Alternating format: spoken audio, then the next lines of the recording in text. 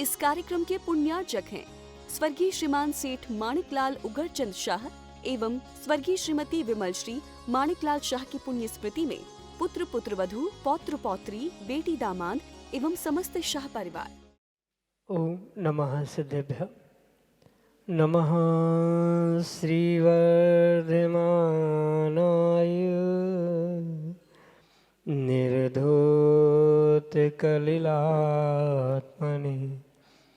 सालोकानां त्रिलोकानां यद्विद्यादर्पणायते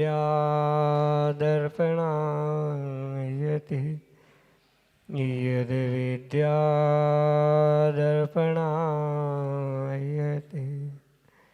पंच परमेष्टि भगवान की, देवादिदेव 1008 भगवान शीतलनाथ स्वामी की, परम पूज्य आचार्य भगवंत गुरुवर विशुद्ध सागर जी मुनि महाराज के, परम पूज्य मुनि श्री सुप्रभ सागर जी महाराज जी की,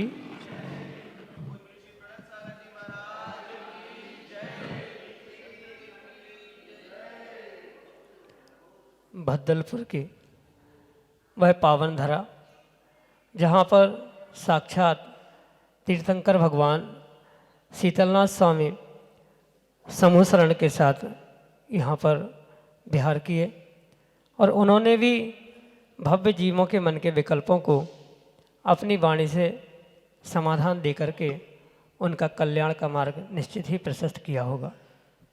आज हम सभी का सौभाग्य है कि परम पूज्य आचार्य भगवंत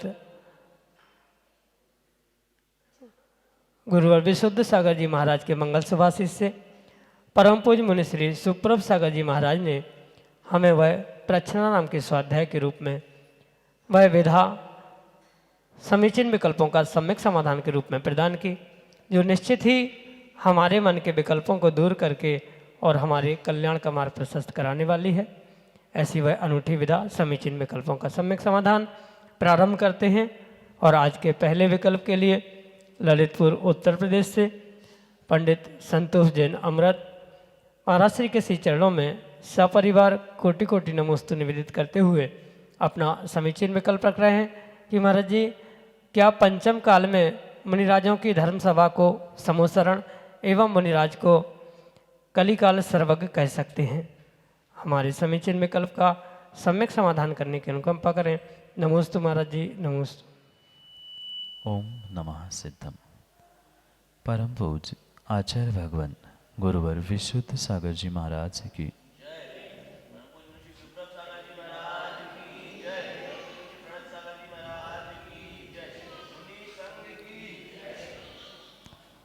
भगवान की गुरु की स्तुति करते समय आचार्य भगवंतों ने स्पष्ट कहा है कि स्तुति वास्तव में वही होती है जो मौजूद गुणों को बढ़ा चढ़ाकर कहने वाली। गुणस्तोकम सदुल्लंघम तद्बहुत्व कथास्तुति। इस प्रकार से आचार्य भगवंत समंतभद्र स्वामी कहते हैं कि गुण कम होने पर भी उसे बढ़ा चढ़ाकर कहना ही स्तुति होती है। पर ये भी समझने की आवश्यकता है कि गुणों को बढ़ा चढ़ाकर स्तुति भक्ति करना ये तो कहा ज़रूर है, सत्य भी है, पर कितना बढ़ाना और किस प्रकार से प्रशंसा करना, स्तुति करना, ये विवेक भी व्यक्ति को प्राप्त करने की आवश्यकता है।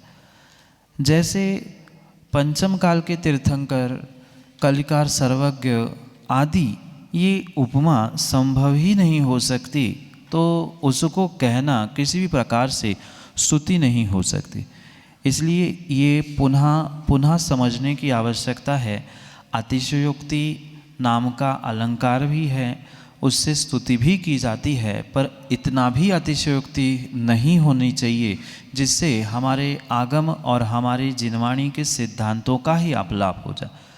भक्ति वहीं तक सीमित होती है जहाँ सच्चे देवशास्त्र गुरु की विनय समर्पण के साथ साथ पूर्ण रूप से कहीं न कहीं जैन आगम के सिद्धांत, जैन धर्म के सिद्धांतों के अनुसार है, वही वास्तव में भक्ति और वही स्तुति हो सकती। अन्यथा वर्तमान में बहुत सारे ऐसी स्तुति और बहुत सारी ऐसी भक्ति देखने में आ रही है जो कि सिद्धांतों के पार होकर अतिशयोक्ति के रूप में कही जा रही है। जैसे भगवान को सिद्धालय से बुलाया जा रहा है कि पारसनाथ बन के आना, अमुक बन के आना। तो ये जितनी भी स्तुति या भक्ति हो रही है ये वास्तव में आगम के अनुकूल नहीं है, जबकि आगम में ये स्पष्ट कहा है गुणों को बढ़ा चढ़ा के तो कहना चाहिए, पर इतना भी बढ़ा चढ़ा के ना कहे जिससे कि आगम और धर्म का ही विरोध होने लग जाए। इसलिए पंचम काल में किसी भी प्रकार से भगवान का या किसी मुनिराज का समोषण हो ही नहीं सकता। ऐसे वे विशेष आचार्य भगवंत ही थे जिनको उपमा के रूप में दिया गया है, और इस खोटे काल में मेरे हिसाब में तो कोई कलिकाल का सर्वज्ञ हो ही नहीं सकता। और समोषण भी जब होता नहीं है तो किसी भी प्रकार से मुनिराजों की सभा को समोषण कहना उचित नहीं। हाँ, अगर आपको प्रशंसा करनी है, स्तुति करनी है कि समोषण के रूप ये धर्म सभा लग रही है, जैसे धर्म सभा समोषण में सभी जीव शांत बैठते हैं, ऐसी ही ये प्रवचन सभा समोषण के रूप कह रहे हैं, उपमा अलंकार देते हुए कह रहे हैं तो कोई दोष नहीं है, पर उन्हें कलिकार सर्वज्ञ और कलिकार का समोषण लगा है ये कहना उचित नहीं है। उपमा अलंकार से भगवान जैसे कह लेना, चक्रवर्ती जैसे कह लेना, समोषण जैसा कह लेना, इसमें किसी भी प्रकार का दोष नहीं है, पर ये भगवान ही है, ये समोषण ही है, ऐसा कहकर किसी भी प्रकार से अतिशयोक्ति या स्तुति कर लेना ये उचित कार्य नहीं हो सकता। इसलिए इसका विवेक रखते हुए ही भगवान की स्तुति, देवशास्त्र गुरु की भक्ति आदि करने की आवश्यकता है। अन्यथा यह अतिशयोक्ति आपके लिए, स्तुति के लिए और स्वयं के लिए भी घातक हो सकती है। यही आपके लिए सम्यक समाधान। रिया जैन विदिशा मध्य प्रदेश से महाराज जी के चरणों में बारंबार नमोस्तु निवेदित करते हुए अपना प्रश्न रख रहे हैं कि महाराज जी, यदि मेहनत करने पर भी किसी को सफलता ना मिले तो क्या करना चाहिए? हमारे समीचीन विकल्प का सम्यक समाधान करने की अनुकंपा करें। नमोस्तु महाराज जी। मेहनत करने पर सफलता नहीं मिलने पर व्यक्ति को कहीं न कहीं पुण्य बढ़ाने की आवश्यकता है, क्योंकि कार्य की सफलता पूर्ण रूप से तभी हो सकती है जब पुरुषार्थ के साथ भाग्य और भाग्य के साथ पुरुषार्थ जुड़ता है। जब तक दोनों एक साथ नहीं होंगे तब तक कार्य में, जीवन में सफलता मिलना संभव नहीं हो सकती। इसलिए ये विशेष बात समझे कि जितनी आवश्यकता मेहनत करने की है उस कार्य की सफलता के लिए उतनी ही आवश्यकता पुण्य भी बढ़ाने की है। जब तक पुण्य को नहीं बढ़ाया जाएगा, पुण्य की प्राप्ति के लिए पुरुषार्थ नहीं किया जाएगा, तब तक किसी भी प्रकार से आपको कार्यों में सिद्धि, मेहनत की फल को प्राप्त करने की संभावना नहीं हो सकती। इसलिए जितनी मेहनत मात्र उस कार्य की सफलता के लिए की जा रही है, उसमें से कुछ थोड़ी सी और मेहनत पुण्य बढ़ाने के लिए की जाएगी तो नियम से आपकी वह कार्य की सफलता के लिए जो आपने मेहनत की है वही रंग लाते हुए कहीं न कहीं आपके लिए वह सफलता देने के लिए कार्यकारी निमित्त बन सकती है। और यही बात जो आगम ग्रंथों में भी आचार्यों ने कही है उसे वर्तमान में भी प्रैक्टिकल करके देखने की आवश्यकता है। जैसे बहुत सारे कॉम्पिटिटिव एग्ज़ाम्स होते हैं, वहाँ बहुत सारे बच्चे बहुत मेहनत करते हुए पढ़ते हैं, पर वे सफल क्यों नहीं हो पाते? क्योंकि कहीं ना कहीं वहाँ पर उनका लक फैक्टर कम पड़ जाता है। लक फैक्टर का ही अर्थ पुण्य है, भाग्य है, और भाग्य और पुरुषार्थ के माध्यम से ही कार्य की सिद्धि होती है। जितनी पुरुषार्थ भाग्य दोनों की ऊपर व्यक्ति मेहनत करेगा उतना ही विशेष जीवन में और कार्यों में वह सफलता को प्राप्त करने की संभावना को प्राप्त कर सकता है। इसलिए जब मेहनत रंग नहीं ला रही है, साथ नहीं दे रही है, तो मेहनत कभी कभी पुण्य बढ़ाने पर भी करनी होगी। जितना पुण्य बढ़ाने पर मेहनत करोगे, फिर थोड़े से आपके कार्य की मेहनत से ही आपको उसमें सफलता मिल सकती है। यही आपके लिए सम्यक समझ। इंजीनियर BC जैन, अरिहंत विहार कॉलोनी, विदिशा मध्य प्रदेश से अगले समीचीन विकल्प के लिए। महाराज जी नमोस्तु नमोस्तु नमोस्तु। महाराज जी, लेश्या क्या होती है एवं कितने प्रकार की होती है? सम्यक समाधान करने की कृपा करें। नमोस्तु। आचार्य भगवंतों ने लेस्या का स्वरूप समझाते हुए कहा, कसाय अनुरंजित परिणाम लेस्या, यानी आत्मा के जो परिणाम कसायों से अनुरंजित है, कसायों से युक्त है, ऐसे उन परिणामों को लेस्या के रूप में स्वीकार किया। जबकि और एक प्रकार की लेस्या का व्याख्यान आगम ग्रंथों में प्राप्त होता है जो द्रव्य लेस्या के रूप में ही स्वीकार किया। क्योंकि उनके प्रकारों को अगर हम समझें तो मूलतः द्रव्य लेस्या और भाव लेस्या और पुनः 6 मतलब 12 प्रकार की लेस्याओं का वर्णन आगम के परिप्रेक्ष्य में हम समझ सकते। जो शरीर का वर्ण होता है, शरीर का रंग होता है, वह द्रव्य लेस्या कहलाती है, और जो भावों का रंग होता है वह भाव लेस्या के रूप में स्वीकार की जाती। इसलिए उन दोनों की अपेक्षा से जो आपने 6 प्रकार की लेस्याएँ सुनी होंगी, कृष्ण, नील, कापोत, पीत, पद्म, शुक्ल आदि, इन 6 द्रव्य लेस्या और 6 भाव लेस्या, ऐसी 12 लेस्याओं को समझने की आवश्यकता है। कसाय तो आत्मा का घात कर ही रही है, पर कसाय के निमित्त से जो डायरेक्ट क्रोध, मान, माया, लोभ रूप कसाय नहीं है, पर उससे अनुरंजित जो परिणाम हो रहे हैं, जो जैसे कि आपने अगर मैथ्स पढ़ा हो तो टेंड्स टू एक लिमिट, एक चैप्टर आता है कि वह x इज इक्वल टू 2 नहीं है पर टेंड्स टू, मतलब बिल्कुल उसके पास तक पहुंच रहा है, कसाय जैसा है पर कसाय नहीं। ऐसे परिणामों से जो आत्मा अनुरंजित हो रही है, आत्मा का भाव रंग प्रकट हो रहा है, वही वास्तव में भावलेस्या के रूप में स्वीकार किया गया है। और अन्य जो शरीर का रंग है वह द्रव्य लेस्या है। वह मात्र मनुष्यों में ही नहीं अपितु चारों गति के जीवों में उस द्रव्य लेस्या को और भाव लेस्या को समझने की आवश्यकता है। जैसे वनस्पति का एकेंद्रीय जीवों में भी शायद आपने देखा होगा, कुछ ऐसे वनस्पति है जिनके पत्ते लाल भी होते हैं, पीले भी होते हैं, जिनके तने सफ़ेद होते हैं। तो ये अनेक प्रकार की उनकी द्रव्य लेस्याएँ होती है। तो ये द्रव्य लेस्या के परिप्रेक्ष्य में उनके बाह्य रंगों को समझना और भाव लेस्या के अपेक्षा से उनके आत्मा के परिणामों के रंगों को समझ लेना, जिससे ये लेस्या मुख्यतः 2 प्रकार की, और दोनों भी कृष्ण, नील आदि के परिप्रेक्ष्य में 6 और 6 मतलब 12 प्रकार की ये लेस्या हो सकती है। एक बहिरंग रूप से देखने में आती है जो द्रव्य लेस्या है, और एक अंतरंग में भावों की परिणति के रूप में ग्रहण की जाती है, जो कसायों से अनुरंजित होती है, वह भाव लेस्या है। यही आपके लिए सम्यक समझ। सिंघई प्रकाश चंद जैन के लिए अंदर विदिशा मध्य प्रदेश से अगले समीचीन विकल्प के लिए। नमोस्तु महाराज जी, नमोस्तु महाराज जी, नमोस्तु महाराज जी। महाराज जी, मेरा एक प्रश्न है कि जो मिथ्यात्व को 5 प्रकार से दिया गया है, विपरीत, एकांत, विनय, संशय, अज्ञान, इनकी परिभाषा आज तक मेरे दिमाग में नहीं आ रही है। ये किस प्रकार से ली गई है? मिथ्यात्व को 5 प्रकार से लिया है। आपसे अनुनय विनय निवेदन है कि समाधान। विपरीत अज्ञान विनय के, संशय अज्ञान कुनय के, ये शायद पंक्ति लगभग सभी व्यक्ति ने पढ़ी सुनी है, पर इन 5 प्रकार के मिथ्यात्व में बहुत थोड़ा थोड़ा सूक्ष्म अंतर होने के कारण से जीव स्पष्ट रूप से उसके भेदों को पकड़ नहीं पाता, समझ नहीं पाता। लगभग विपरीत और एकांत समान रूप से लगते ज़रूर है, पर दोनों की मान्यता पूर्ण भिन्न रूप से है। पहले तो इन 5 प्रकार के भेदों को समझने से पहले मिथ्यात्व को संक्षेप में समझने की आवश्यकता है। जो जैसा है उसको वैसा नहीं मानना, ये सामान्य रूप से मिथ्यात्व की परिभाषा कही जा सकती, और उसे ही सबसे पहले भेद में हम ग्रहण कर सकते हैं जो कि विपरीत है। जो सामने हमें दिख रहा है कि ये रस्सी है, पर फिर भी उस रस्सी को कोई सांप है ऐसा कह रहा है, ये बिल्कुल विपरीत कथन कर रहा है। ऐसा विपरीत कथन विपरीत मिथ्यात्व के अंतर्गत आता है।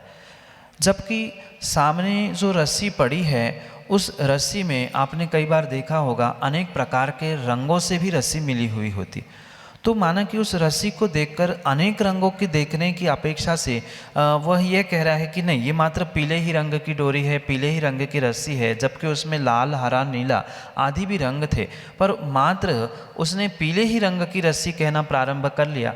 वह भी जो जैसी है वैसा नहीं कह रहा है, इसलिए वह एकांत है। क्यों?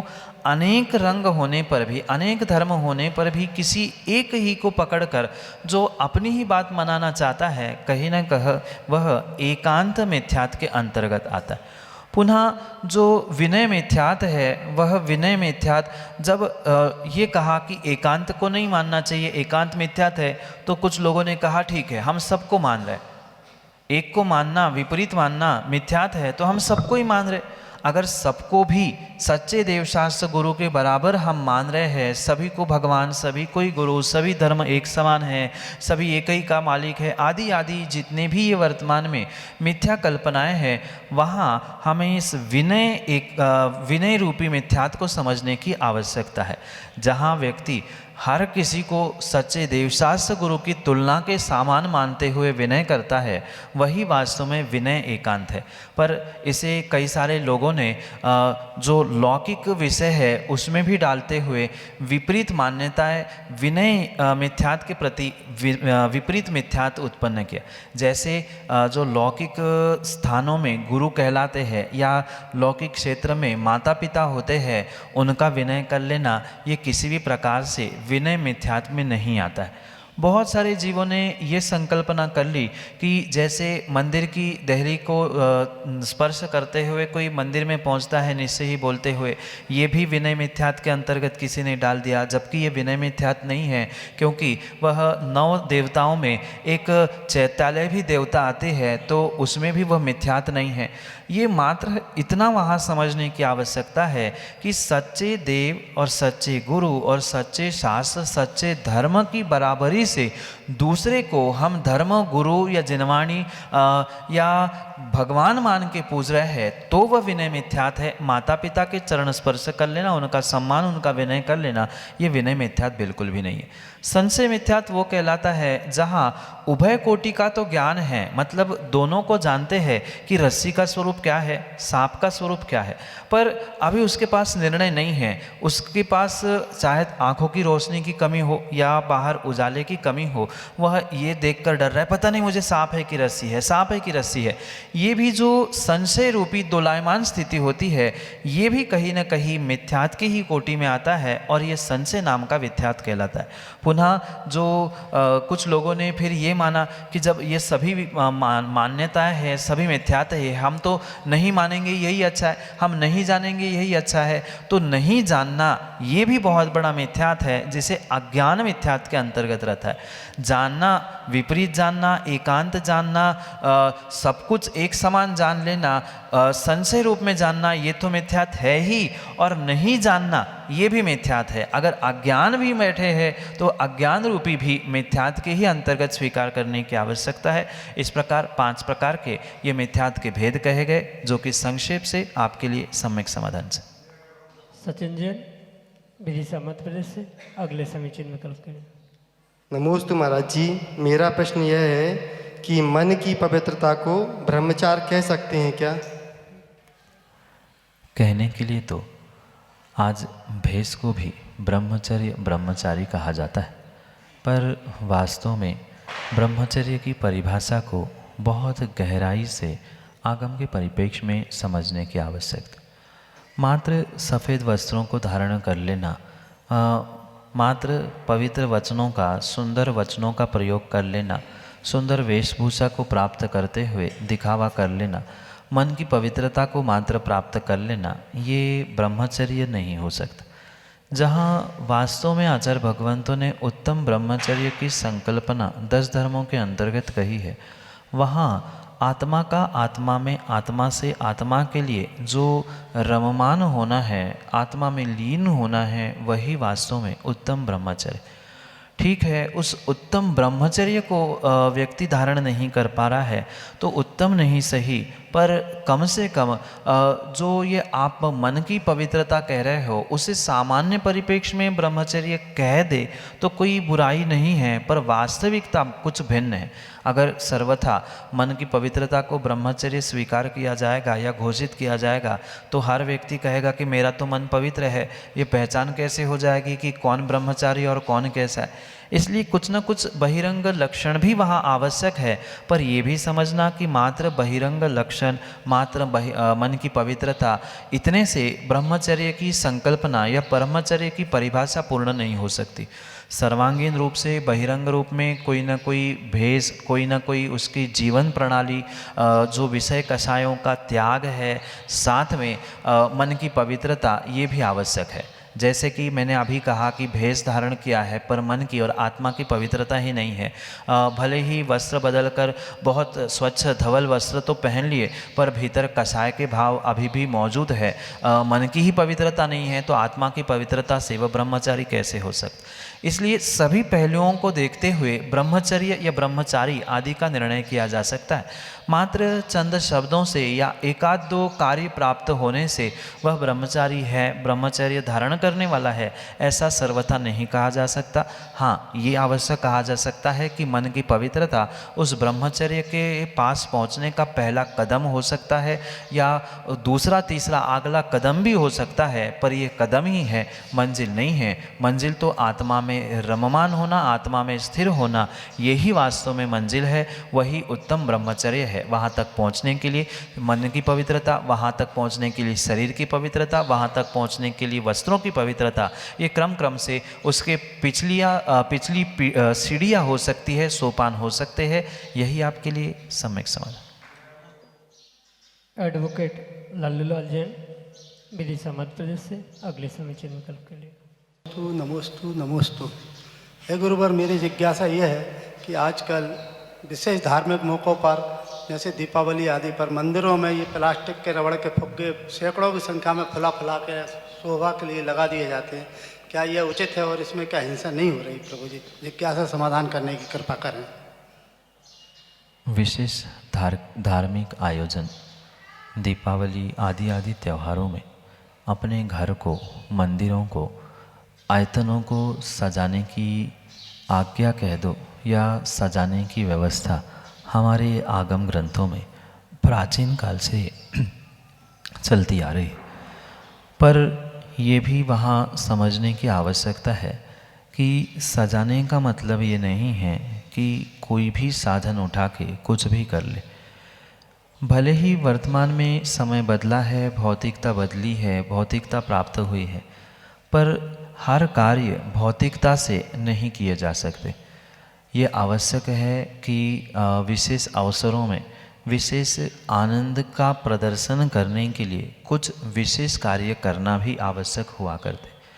जैसे पूर्व काल में दीपावली आदि के दिनों में वह तोरणमाल, तोरण द्वार, फूलों की मालाएं, दीपावली आदि लगाते हुए बहुत सुंदर तरीके से घर आदि का, मंदिर आदि का सुशोभीकरण किया जाता था। वर्तमान में तरीके बदले हैं, पर तरीके बदलने के साथ व्यक्तियों को, जीवों को कहीं न कहीं विवेक को भी धारण करने की आवश्यकता है। जो वर्तमान में अनेक प्रकार के शोभा यानी सुशोभीकरण के लिए साधन प्राप्त हुए हैं, ज़रूरी नहीं है वे सभी शुद्ध ही हो या उसका प्रयोग करने योग्य ही हो, क्योंकि मंदिर एक ऐसा पवित्र स्थान है जहाँ पवित्र द्रव्यों के माध्यम से ही उसे मांगलिक बनाने के लिए ही उसका सुशोभीकरण किया जाता है। जैसे कांच, दर्पण, फूल मालाएं आदि के माध्यम से वहाँ मंदिर आदि का सुशोभीकरण करना उत्कृष्ट कहा जाता है। और जो वर्तमान में अन्य अनेक प्रकार के साधनों के माध्यम से जिसका कोई भी बोध नहीं है कि वह कितने शुद्ध है, कैसे है, क्या है, उसके माध्यम से मंदिर, वह तो पहली बात मांगलिक कार्य नहीं है या मांगलिक साधन नहीं है, तो उससे मंदिर की शुद्धि या वह मांगलिक होना नहीं है। कहीं न कहीं मंगल द्रव्यों के द्वारा ही इनका सुशोभीकरण करने की आवश्यकता है। अमंगल द्रव्यों से किसी भी प्रकार से मंदिर या आयतन आदि का सुशोभीकरण करना आगम के परिप्रेक्ष्य में उचित नहीं है। भले ही वहाँ वो कितनी हिंसा क्या ये बात का विषय है, पर मांगलिक द्रव्यों से ही सुशोभीकरण की बात जब कही है, वह फुग्गे बलून आदि किसी भी प्रकार से मांगलिक नहीं है। वह तो तात्कालिक व्यवस्था है जो आज करते हुए देखने में आ रही है, पर आगम के परिप्रेक्ष्य में ये कार्य करना उचित नहीं है। धार्मिक कार्यों में मांगलिक द्रव्यों से ही उसका सुशोभीकरण आदि करने की आवश्यकता है। ये व्यवस्था को व्यक्तियों को समझते हुए इसे बदलने का या उसे अन्य किसी प्रकार से सुशोभीकरण करने का पुरुषार्थ हर व्यक्ति को, हर धर्मात्मा को करने की आवश्यकता है, जिसके कारण से हमारे आगम का भी अपलाभ नहीं हो, हमारे आयतन भी सुरक्षित रहे, धर्म की सिद्धांत और क्रिया भी सुरक्षित रहे। यही आपके लिए सम्यक समझ। जय जन बंधु, हम सभी लाभ ले रहे थे लोकप्रिय कार्यक्रम सम्यक समाधान का। प्रतिदिन यह कार्यक्रम 5:13 पे यूट्यूब चैनल सुप्रभ उवाच के माध्यम से प्रसारित होता है। मुनिषी का नाम सुप्रभ सागर जी, उससे सुप्रभ और वाणी का पर्यायवाची नाम उवाच, सुप्रभ उवाच यह यूट्यूब चैनल का नाम है। आप यूट्यूब चैनल के माध्यम से यह कार्यक्रम प्रतिदिन 5:13 पे देख सकते हैं। प्रतिदिन ठीक 4 बजे आदिनाथ टीवी चैनल पे भी यह कार्यक्रम का प्रसारण होता है। याद रहे, आदिनाथ टीवी चैनल एक नया टीवी चैनल लॉन्च हुआ है, उसके माध्यम से भी ठीक दोपहर को 4 बजे इस कार्यक्रम का प्रसारण होता है। आप सभी लोग घर बैठे टीवी के माध्यम से भी सम्यक समाधान का लाभ ले सकते हैं। प्रतिदिन शाम को 7:40 पे मुनिषी के प्रवचन टीवी के माध्यम से प्रसारित होते हैं। आप सभी लोग घर बैठे मुनिषी के प्रवचन का लाभ लेते हुए सुक्ति मुक्तावली इस ग्रंथ का स्वाध्याय भी कर सकते हैं। प्रतिदिन 2:30 पे आदिनाथ टीवी चैनल के माध्यम से भी मुनिषी के प्रवचन प्रसारित होते हैं। आप सभी लोग घर बैठे टीवी के माध्यम से, आदिनाथ टीवी चैनल के माध्यम से मुनिषी के प्रवचन का लाभ ले सकते हैं। अगर आप इस कार्यक्रम से जुड़ना चाहते हो और कार्यक्रम के माध्यम से अपने विकल्पों का सम्यक समाधान प्राप्त करना चाहते हो, तो नीचे पट्टी पे, स्क्रॉल पे या डिस्प्ले पे हमारे नंबर चल रहे हैं, उसके माध्यम से आप हम तक संपर्क करते हुए अपने विकल्प भेज सकते हैं। आपकी सुविधा के लिए मैं नंबर दोहराता हूँ, 8707548811। यह व्हाट्सएप का नंबर है। इस व्हाट्सएप के नंबर पे अपना विकल्प आप व्हाट्सएप कर सकते हैं और उस विकल्पों को एकत्रित करके मुनिषी तक पहुँचाते हुए उस विकल्पों का सम्यक समाधान हम सभी लोग प्राप्त कर सकते हैं। आज के लिए इतना ही। मुनिषी के चरणों में कोटिशा नमोस्तु करते हुए आज के सम्यक समाधान कार्यक्रम को यहीं पे विराम देते हैं। नमोस्तु नमोस्तु नमोस्तु। इस कार्यक्रम के पुण्यार्जक थे स्वर्गीय श्रीमान सेठ माणिकलाल उगरचंद शाह एवं स्वर्गीय श्रीमती विमल श्री माणिकलाल शाह की पुण्य स्मृति में पुत्र पुत्रवधू, पौत्र पौत्री, बेटी दामाद एवं समस्त शाह परिवार।